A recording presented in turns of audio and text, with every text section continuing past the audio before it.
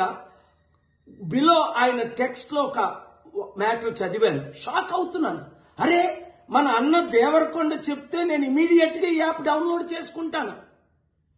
అలాగే బాలకృష్ణ అట, మంచు లక్ష్మి అట, ఇలాంటి వారు 25 మంది ఇప్పుడు అరెస్ట్ అవబోతున్నారు.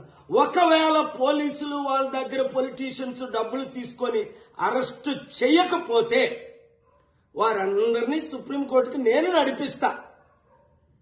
ప్రకాష్ రాజు లాగా మీరు కూడా తప్పయింది అని ఓపెన్ అపాలజీ చెప్పినంత వరకు.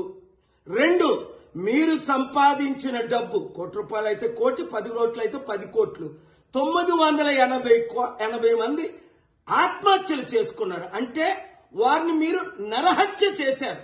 మీ ఇన్ఫ్లుయెన్స్, మిమ్మల్ని ఎంతో ఫాలో అవుతున్న ఈ ఫాలోవర్స్ కి మీరిచ్చే గిఫ్ట్ ఇదేనా? మానవత్వం లేదా? దైవత్వం లేదా?